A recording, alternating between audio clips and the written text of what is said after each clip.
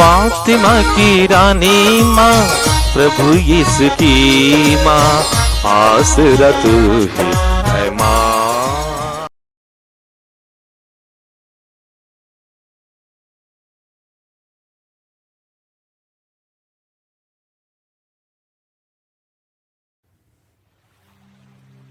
पहला पाठ इजरा का ग्रंथ, अध्याय 6, पद संख्याएं 7 से 8, 12, 14 से 20 तक। राजा दारा ने नदी के उस पार रहने वाले क्षत्रपों के नाम यह राजज्ञा निकाली, यहूदियों के राज्यपाल और उनके नेताओं को ईश्वर का वह मंदिर बनाने दो। वे उससे उसके मूल स्थान पर फिर बनाएं। ईश्वर के उस मंदिर का निर्माण करने वाले यहूदी नेताओं के साथ तुम्हारे व्यवहार के विषय में मेरी राजज्ञा इस प्रकार है। राजकीय संपत्ति से अर्थात नदी के उस पार के राजस्व से उन लोगों का पूरा पूरा खर्च तत्काल चुकाया जाए। मैं दारा ने यह राजज्ञा निकाली, इसका अक्षरशः पालन किया जाए। नबी हगाई और यदो के पुत्र नबी जकरिया की प्रेरणा से यहूदी नेता मंदिर के निर्माण कार्य को सफलतापूर्वक आगे बढ़ाते रहे।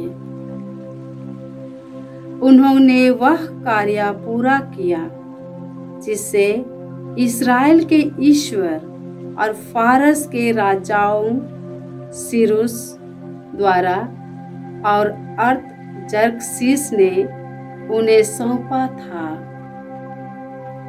राजा दारा के 6ठे वर्ष में आदार महीने के 3रे दिन मंदिर का निर्माण कार्य पूरा हो गया। इस्राएलियों, याजकों, लेवियों तथा अन्य लौटे हुए निर्वासितों ने आनंद के साथ ईश्वर के मंदिर का प्रतिष्ठान उत्सव मनाया। ईश्वर के इस मंदिर के प्रतिष्ठान के समय उन्होंने 100 सांडों, 200 मेढ़ों, 400 मेमनों और इस्राएल के वंशों की संख्या के अनुसार समस्त इस्राएल के पापों के प्रायश्चित के लिए 12 बकरों की बलि चढ़ाई। इसके बाद उन्होंने यरूशलेम में ईश्वर के मंदिर के लिए याजकों को दलों में विभाजित किया और लेवियों को श्रेणियों में, जैसा कि मूसा के ग्रंथ में लिखा हुआ है। लौटे हुए निर्वासितों ने प्रथम महीने के 14वें दिन पास्का पर्व मनाया।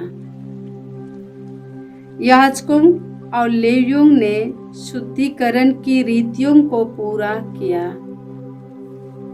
वे सब के सब शुद्ध हो गए। लेवियों ने लौटे हुए निर्वासितों, अपने साथी याजकों और अपने लिए पास्का के मेमने का वध किया। प्रभु की वाणी। ईश्वर को धन्यवाद। वचन अनुवाक्य। आओ हम ईश्वर के मंदिर चलें। आओ हम ईश्वर के मंदिर चलें। मुझे यह सुनकर कितना आनंद हुआ। आओ हम ईश्वर के मंदिर चलें। यही यरूशलेम, अब हम पहुँचे हैं।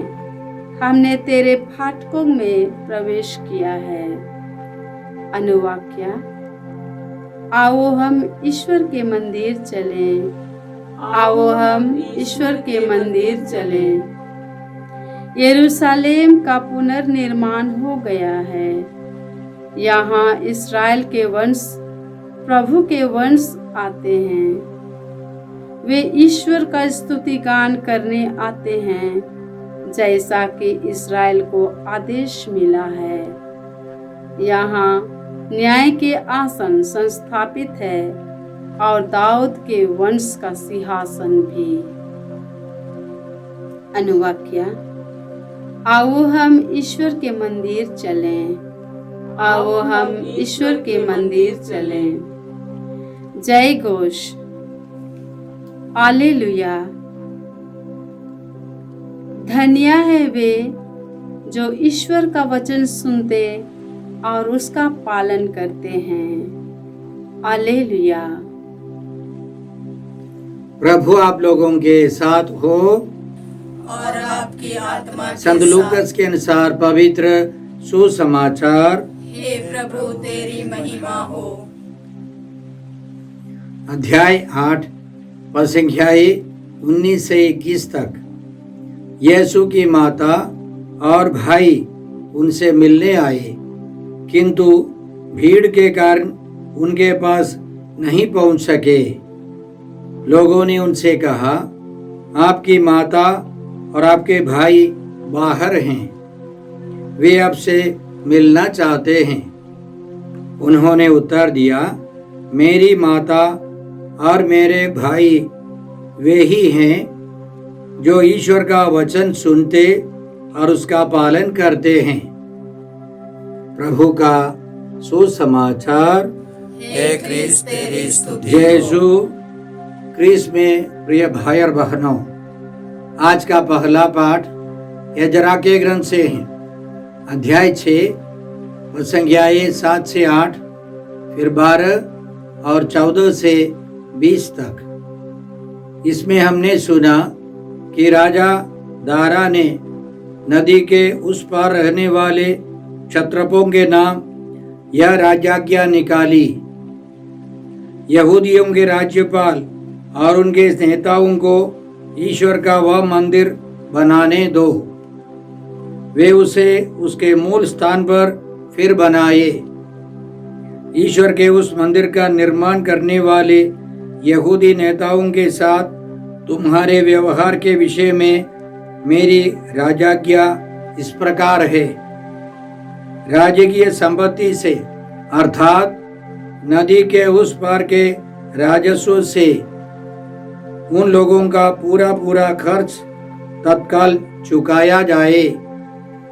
मैं दारा ने यह राजाज्ञा निकाली, इसका अक्षरशः पालन किया जाए। इस आज्ञा के कारण और नबी हग्गै और इद्दो के पुत्र नबी जकरिया की प्रेरणा से यहूदी नेता मंदिर के निर्माण कार्य को सफलतापूर्वक आगे बढ़ाते रहे। उन्होंने सबसे पहले मंदिर की वेदी बनाई और वेदी पर बलियां शुरू हो गई। धीरे धीरे मंदिर का निर्माण समाप्त हो गया और वे पर्व मनाने लगे। ईश्वर के नाम पर उस मंदिर में पूजा अर्चना शुरू हो गई। प्रार्थनाएं और बलियां साथ साथ पर्व मनाने लगे। आज के पाठ के अंतिम में हमने इस प्रकार सुना, लौटे हुए निर्वासितों ने प्रथम महीने के 14वें दिन पास्का पर्व मनाया। याजकों और लेवियों ने शुद्धिकरण की रीतियों को पूरा किया। वे सब के सब शुद्ध हो गए।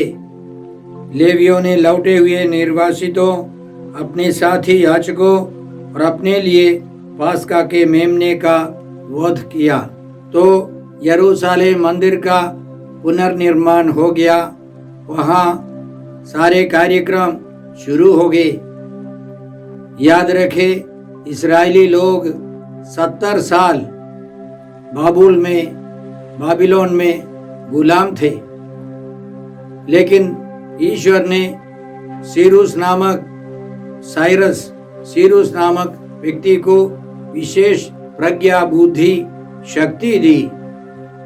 और उसने और उसके सैनिकों ने बाबुल के राजा को हराया 539 ईसा पूर्व। सीरूस ने बाबुल के राजा को हराया और वह वहां का राजा बना।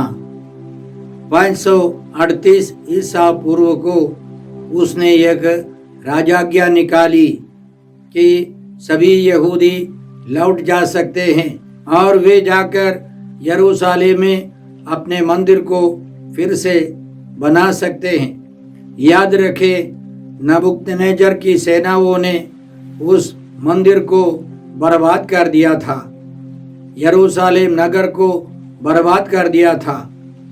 मंदिर को बिल्कुल बर्बाद कर वहाँ की कीमती वस्तुओं को चुरा लिया था। सोने चांदी बर्तन सब वे लोग बाबुल ले गए और राजा सीरूस ने आदेश दिया कि सोने के चांदी के सब बर्तन लौटा सकते हैं। और बाद में राजा दारा की अनुमति से यरूशलेम के निवासी लोग मिलकर मंदिर फिर बना सके, उसका पुनर्निर्माण हो सका। हम ईश्वर को धन्यवाद देते हैं इस महान योजना के लिए, ईश्वर के हस्तक्षेप के लिए। और आज के पाठ से हम क्या सीखते हैं? सबसे पहले हम याद रखें, सीरूस या दारा वे यहूदी नहीं थे। ईश्वर ने उनको प्रज्ञा और बुद्धि, समझदारी दी और वे ईश्वर के हाथ में एक उपकरण जैसे ईश्वर की योजना को पूरा करने के लिए ईश्वर ने उन गैर यहूदियों को चुना। इसी तरह हमारी कलीसिया के बाहर कई लोग अच्छे होंगे, कई नेतागण समय समय पर हमारी मदद करते हैं। सुसमाचार को फैलाने के लिए कई राजा महाराजा, कई अधिकारी हमारी मदद करते आए हैं। और उसी तरह आगे भी बहुत सारे गैर ईसाई महान व्यक्ति हमारी मदद करेंगे। हम उनके लिए, ऐसे अनेक लोगों के लिए प्रार्थना करें। दूसरी बात यह है कि हमको ईश्वर को प्रथम स्थान देना है। एक कलीसिया में सबसे मुख्य स्थान गिरजाघर है। उसी तरह हमारे परिवारों में प्रार्थना के लिए एक मुख्य स्थान होना चाहिए, जहाँ हम लोग मोमबत्ती सब जलाकर पारिवारिक प्रार्थना करें। व्यक्तिगत रूप से भी हमको प्रार्थना करने के लिए एक विशेष स्थान होना चाहिए। ईश्वर को हम प्रथम स्थान देंगे, तभी ईश्वर की कृपा हमारे द्वारा दूसरों में बहती रहेगी। हम आध्यात्मिकता में बढ़ते जाएंगे। इसके लिए हम कृपा मांगते हैं। नबी हग्गाई के ग्रंथ अध्याय 1 और संख्याएं 3 से हम इस प्रकार पढ़ते हैं। विश्वमंडल का प्रभु यह कहता है कि मेरा मंदिर ध्वस्त पड़ा हुआ है, जबकि तुम सब अपने अपने मकान बनाने में व्यस्त हो। इसी कारण आकाश वृष्टि थाम रहा है और भूमि अपनी उपज पैदा नहीं करती। इसलिए मैंने देश, पर्वतों, अन्न, अंगूरी, तेल, पृथ्वी की सारी पैदावार, मनुष्यों और पशुओं और उनके सब कार्यों पर सूखा भेज दिया है। परिवार बनाने के लिए, मकान बनाने के लिए लोग व्यस्त है, जबकि मंदिर टूटा फूटा पड़ा है। इसी तरह आज भी बहुत सारे लोग इस दुनिया की दृष्टि में धनी बनने के प्रयास में है, मकान बनाने के प्रयास में है। ईश्वर को प्रथम स्थान वे नहीं देते। प्रार्थना, उपवास, अन्य अर्चनाएं, आराधना सब नहीं है। मिस्सा बलिदान में योग्य रीति से वे भाग नहीं लेते। ईश्वर का वचन श्रद्धा से नहीं पढ़ते हैं, इसलिए उनका जीवन बेकार हो जाता है। ईश्वर को प्रथम स्थान देना है। हमारी पल्ली के सब कार्यक्रमों को हमें प्रथम स्थान देना है।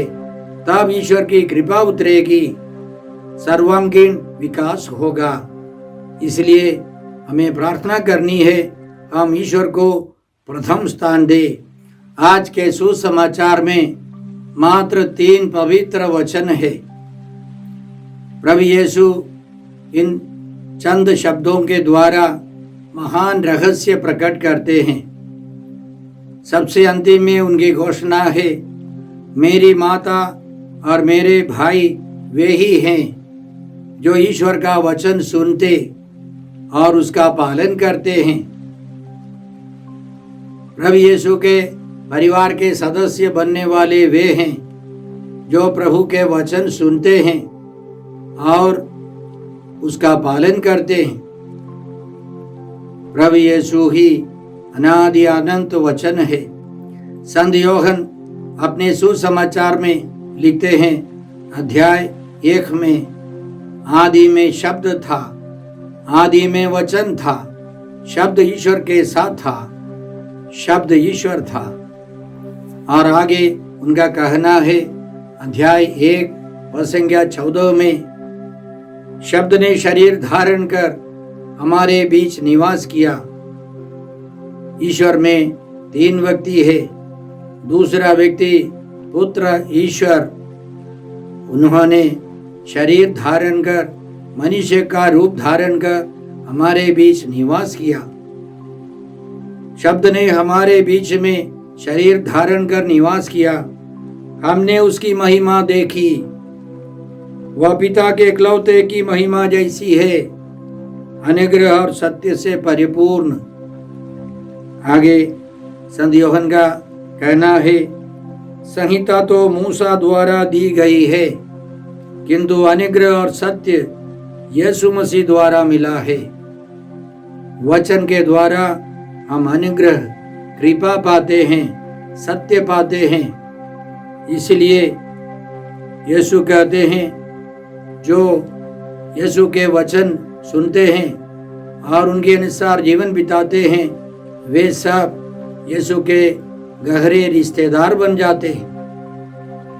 यीशु की माता, यीशु के भाई बनने वाले वे सब जो वचन सुनते हैं, वचन पढ़ते हैं और वचन के अनुसार जीवन बिताते हैं। इस दुनिया से जाने के पहले प्रभु यीशु ने एक महत्वपूर्ण रहस्य वचन के बारे में बताया। संत यूहन्ना के सुसमाचार अध्याय 15 पद संख्या 3 में हम लोग इस प्रकार पढ़ते हैं, मैंने तुम्हें जो शिक्षा दी है उसके कारण तुम शुद्ध हो गए हो।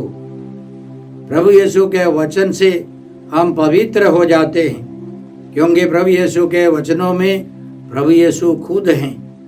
यीशु हमको पवित्र करने के लिए आए हैं। संत यूहन्ना के सुसमाचार अध्याय 19 पद संख्या 7 से हम लोग इस प्रकार पढ़ते हैं, हम उल्लसित होकर आनंद मनाए और ईश्वर की महिमा गाए, क्योंकि मेमने का विवाहोत्सव का समय आ गया है।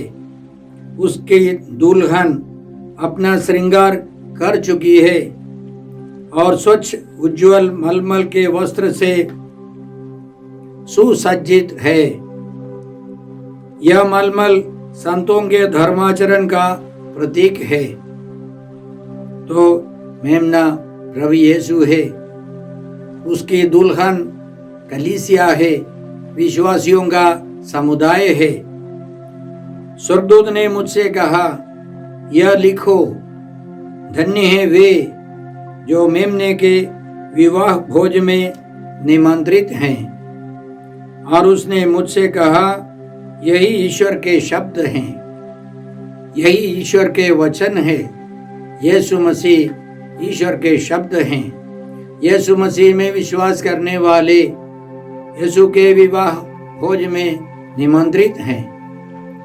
वे उनके परिवार के सदस्य बनते हैं, वे उनके विवाहोत्सव में शामिल हो जाते हैं। कलीसिया और प्रभु यीशु के बीच में विश्वासियों के समुदाय और प्रभु यीशु के बीच में एक गहरा रिश्ता है और हम प्रभु को धन्यवाद देते हैं। यीशु मसीह ईश्वर के शब्द हैं और जब प्रभु यीशु ने रोटी तोड़ने के बाद परम प्रसाद की शिक्षा देने के बाद देखा कि बहुत सारे लोगों ने प्रभु यीशु को छोड़ दिया। प्रभु यीशु ने अपने प्रेरितों से पूछा, क्या तुम लोग भी चले जाना चाहते हो? तो संत पेतरुस ने, सबों के नेता ने घोषणा की, प्रभु हम किसके पास जाए? आपके ही शब्दों में अनंत जीवन का संदेश है। आपके ही वचनों में अनंत जीवन का संदेश है। प्रभु यीशु अनंत जीवन देने के लिए आए हैं। उनके वचनों के द्वारा हम प्रभु को पहचानते हैं, उनके अनंत जीवन को पाते हैं। इसलिए हम प्रभु को धन्यवाद देते हैं। प्रभु ने हमको माता मरियम के समान बुलाया है। संत लूकास के सुसमाचार अध्याय 1 संख्या 45 में एलिजाबेथ की घोषणा है, धन्य है माता मरियम जिसने यह विश्वास किया कि प्रभु ने उससे जो कहा वह पूरा हो जाएगा। धन्य का मतलब है पवित्र। दूसरा एक मतलब है खुश। खुश है माता मरियम क्योंकि उसने प्रभु के वचनों में विश्वास किया। पवित्र है माता मरियम क्योंकि उसने प्रभु के शब्दों में विश्वास किया। उसी तरह हम लोग भी पवित्र बनते हैं, खुश रहते हैं जब हम लोग प्रभु के वचन पढ़ते हैं, सुनते हैं और उसके अनुसार हम लोग जीवन बिताते हैं। हमारा आनंद, हमारी पवित्रता बढ़ती जाती है। तो आज के वचनों के द्वारा, पवित्र वचनों के द्वारा प्रभु यीशु हमें निमंत्रण देते हैं कि हम भी माता मरियम के समान, उनके भाइयों के समान वचन सुने, वचन के अनुसार जीवन बिताए, पिता ईश्वर के परिवार के सदस्य बने। आइए हम प्रार्थना करते हैं। हे अब्बा पिता, हे प्रभु यीशु, हे पवित्र आत्मा ईश्वर, आज के सारे पवित्र वचनों के लिए हम तुझे धन्यवाद देते हैं और तुझसे प्रार्थना करते हैं कि हम सब माता मरियम के समान प्रभु के वचनों में विश्वास कर पवित्र जीवन बिताए, अनंत शांति में जीवन बिताए, आनंद के साथ जीवन बिताए। हम यह प्रार्थना करते हैं प्रभु क्रिस्त के द्वारा। हमारे प्रभु यीशु क्रिस्त की कृपा, ईश्वर का प्रेम और पवित्र आत्मा का साहचर्य आप सबों को प्राप्त हो। आमीन।